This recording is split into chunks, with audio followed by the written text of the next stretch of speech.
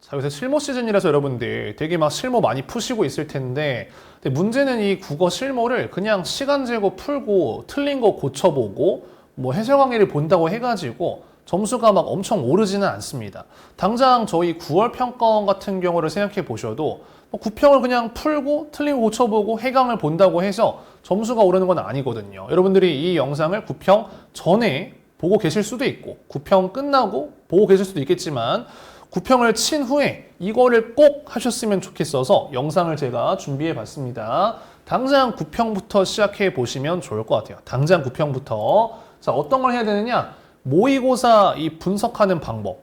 특히나 9평을 포함해서 실무를 쳤을 때 우리가 어떤 것들을 좀 이제 기록해야 되느냐. 쉽게 얘기해서 빅데이터 공부법이라고 생각하시면 되는데, 이 빅데이터 같은 경우는 이제 AI를 통해서 우리가 데이터를 취합해서 뭔가 의미 있는 결론을 도출하는 거잖아요. 그래서 우리가 AI를 이용해가지고 우리 모의고사에 대한 좀 분석을 진행해 볼 수는 없겠죠. 우리가 직접 손으로 빅데이터를 만드는 방식에 대해서 말씀드리려고 합니다. 그래서 뭐 어떤 것들을 기록으로 남겨야 되느냐, 총 4가지 정도를 말씀드리려고 해요. 첫 번째 일단 어떤 게 있느냐, 파트별로 걸린 시간. 이거를 모르고 있으면 개선이 안 되거든요. 시험 치실 때 시간이 남는 분들보다는 시간이 부족하신 분들이 훨씬 더 많을 거란 말이에요. 근데 문제는 뭐냐면 내가 시간이 왜 부족한지를 몰라. 그냥 맨날 글을 읽는 속도가 느려서 그래요 라든가 뭐 문학이 오래 걸렸어요 하는데 정작 어떤 파트에 얼마나 썼는지를 모른단 말이에요. 근데 오해하시면 안 되는 게 그렇다고 해서 무슨 막 지문당 걸린 시간을 다 쓰란 얘기는 아니야. 예를 들면 한 지문당 몇 분 뭐 이렇게 쓰기에는 시계를 너무 많이 봐야 돼. 시험장에서 시계를 우리가 많이 볼 필요는 없거든요. 언제 보시냐면은 첫 번째 독서론 풀었을 때 보셔야 되고, 그 다음에 선택 과목 풀었을 때 보셔야 되고, 문학 풀었을 때 보셔야 되고, 독서 풀었을 때 보셔야 되는데 무슨 얘기냐? 딱 시계 볼 때마다 걸린 시간을 일단 기록해 두세요. 내가 파트별로 얼마나 걸렸냐. 왜냐면은 물론 지문당 하면 좋겠지만 그럼 흐름이 끊기기 때문에 크게 일단 남겨놔요. 그 다음에 시험 끝나고 나서 그 시간을 보는 거야. 근데 이게 회차마다 다를 수가 있어. 1회차 같은 경우는 내가 예를 들면은 1회차는 문학이 30분이 걸렸는데 뭐 2회차 같은 경우는 문학이 25분 걸렸을 수도 있단 말이에요. 뭔가 이유가 있겠죠. 왜 1회차는 30분이 걸렸지? 2회차는 왜 25분이 걸렸지? 그래서 어떤 지문에서 시간을 썼는지에 대해서 항상 기록을 남겨두셔야 돼요. 이 우리가 실무를 한 번 치는 게 아니잖아요. 9평도 포함해서 시험을 수능 때까지 최소 10번 이상 칠 거기 때문에 이 데이터들을 남겨놔야 내가 어떤 파트에서 시간을 오래 쓰고 있고 또 어떤 경우에 시간을 쓰고 있는 건지를 취합해야 해결할 수 있잖아요. 문제가 뭔지를 알아야 해결할 수 있기 때문에 이런 식으로 기록을 남기시면 된다. 제가 글씨를 좀 못 쓰긴 하는데 제 이 아이패드에 쓴 이 기록을 좀 보시면서 느끼시면 좋을 것 같아요. 아, 이런 식으로 쓰는 거구나. 이 정도로 생각하시면 될 것 같고. 자, 다음 두 번째 뭘 봐야 되느냐. 어려웠던 지점인데 이게 되게 중요하거든요. 되게 중요해. 어려웠던 지점. 수학 같은 경우에 이제 뭔가 오답 노트를 쓰잖아요. 뭐 문제를 그냥 그대로 쓰기도 하고요. 어떤 친구들은 이렇게 문제를 이렇게 막 잘라가지고 붙이는 경우도 있는데, 국어 같은 경우는 그 실무 시험지를 우리가 잘라가지고 붙이기는 되게 많이 어렵잖아요. 그죠? 어떻게 하냐면은 핸드폰이나 아이패드로 그냥 사진을 찍어. 내가 어려웠던 현대소설, 현대시 문제, 비문학 지문 이런 게 있으면은 사진을 찍는 거야. 비문학이 특히 도움이 많이 되거든요. 현소랑 비문학이 되게 도움이 많이 되는데, 비문학 같은 경우에도 보면은 그런 말 많이 하시잖아요. 선생님, 저는 이 지문이 뭔 말하는지 하나도 모르겠어요.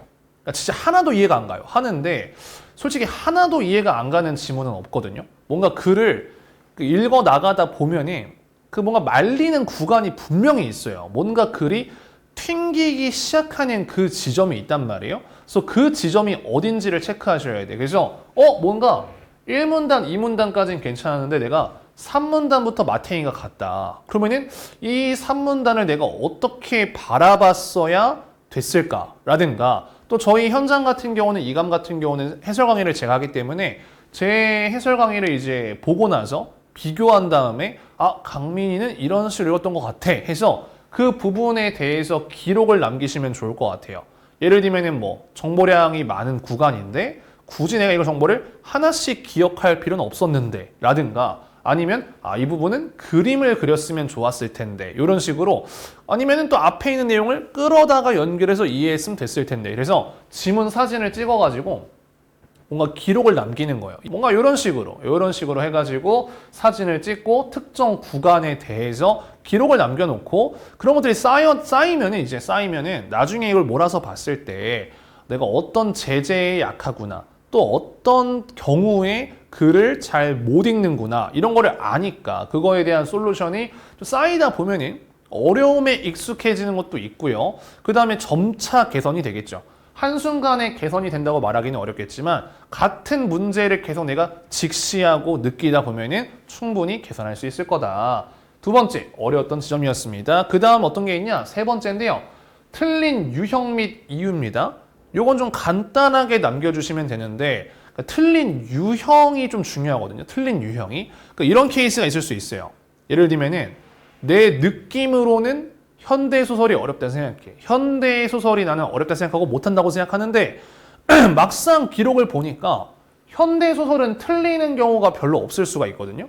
사실은 내가 자신 있다고 생각했던 현대시에서 문제를 틀리고 있을 수도 있어요. 근데 이게 사람이 되게 간사해가지고 잘하는 파트를 틀렸을 땐 나도 모르게 그냥 실수야. 잘못 봤어. 못 봤어. 놓쳤어. 요 정도로 생각하는데 그러시면 안 돼요. 또 이게 틀린 유형이라는 것도 현대시에서의 개념어 문제다. 현대소설의 서술상의 특징이다. 즉 이런 것들이 쌓이면은 나는 내가 문학 개념어를 잘 알고 있다고 생각했는데 실질적으로는 아닌 경우가 있을 수도 있겠죠. 아니면은 보기 문제를 내가 주로 틀린다거나 물론 대다수가 그렇기는 한데 보기 문제를 주로 틀리는구나 같은 경우에도 보기 문제를 틀린 이유가 똑같지는 않을 수도 있거든요. 어떤 경우엔 내가 보기는 잘 해석했는데 선지 분석이 안 됐을 수도 있고 보기부터 마탱이가 갔을 수도 있고 그렇죠? 뭔가 다양한 이유가 있잖아요. 그래서 마찬가지로 간단하게 기록을 남겨주시면 좋을 것 같다. 물론 좀 특이한 문제 같은 경우는 아까 지문처럼 사진을 남겨가지고 다시 보는 것도 괜찮을 것 같아요. 예를 들면은 주체 왜곡이다. 선지를 틀리는데 내가 자꾸 뭔가 이 주어를 바꾸는 거에서 자꾸 틀린다거나 아니면은 매체에서 어떤 특정한 유형을 자꾸 틀린다거나 이런 것들이 쌓이면은 조금 더 긴장할 수 있겠죠. 그러니까 시험장에서 현대시 개념어 같은 거를 봤을 때 현대시 개념어다. 나 이거 좀 많이 틀리니까 섣부르게 고르지 말아야지. 이런 것들을 생각해 볼 수가 있겠죠. 그래서 유형 및 이유 같은 것들을 기록해 두시면 좋겠다. 자, 다음 마지막 네 번째가 뭐냐면 총평입니다. 총평 및 계산할 점인데 그러니까 이거 같은 경우는 포괄적인 기록을 남겨주시면 좋을 것 같아요. 이 시험을 쳤을 때 내가 어떤 느낌이었고 어떤 컨디션이 어땠고 어떤 구간에서 힘듦을 느꼈었고 그 다음에 다음 시험을 봤을 때 내가 어떤 부분을 개선하면 좋을까 이 기록들을 쭉 보면서 당장 다음 주에 칠 때 애초에 저희가 실무를 주 1회씩 치고 있단 말이에요. 구평도 마찬가지예요. 구평도 솔직히 그냥 실무의 연장선일 뿐이거든요. 그래서 그냥 구평 치고 다음 주에 내가 실무를 봤을 때는 구평에서 내가 좀 이런 부분들이 아쉬웠다. 예를 들면 화작에서 모르는 문제를 내가 너무 오래 끌고 있었다. 어차피 모르는 개념인데 괜히 시간만 썼다. 문학, 선지 둘 중에 고민되는데 그냥 넘어갈 걸. 선지를 너무 세세하게 봐서 집착하다가 오답을 골라버렸다. 비문학, 첫 문단을 너무 날려 읽었다. 이런 식으로 좀 전반적인 개선할 점을 생각하시면 좋을 것 같아요. 그래서 좀 마무리를 하자면 여러분들이 구평도 그렇고 실무를 치시면 점수가 오락가락 한단 말이에요. 어떨 때는 잘 보고 어떨 때는 못 봐요. 근데 이게 학생분들이 실력이 진동한다 생각하는데 사실 그렇지 않습니다. 여러분들이 완전한 육각형 상태가 아니라면 내가 조금 약한 파트를 어렵게 냈을 때 그 부분에서 점수가 털릴 수도 있는 거거든요. 그래서 기록을 꼭 남겨놓으셔야 돼. 그냥 아날로그로 공책에 쓰셔도 좋고 제가 추천드리는 건 당연히 아이패드입니다. 아이패드나 패드 이런 것들 갤럭시 탭이든 뭐든 간에 해가지고 거기다가 회차별로 기록을 남겨주시면 좋을 것 같아요. 이 기록들이 쌓여가지고 결국에는 수능 직전에 내가 또 볼 수 있게 이해되시죠? 수능 직전에 또 볼 수 있게 하시면 좋을 것 같습니다. 그래서 당장 9월 평가원부터 시작하시면 좋을 것 같고요. 저는 메가스러셀 국어 강사 김강민이었습니다. 다음 시간에 또 뵙겠습니다.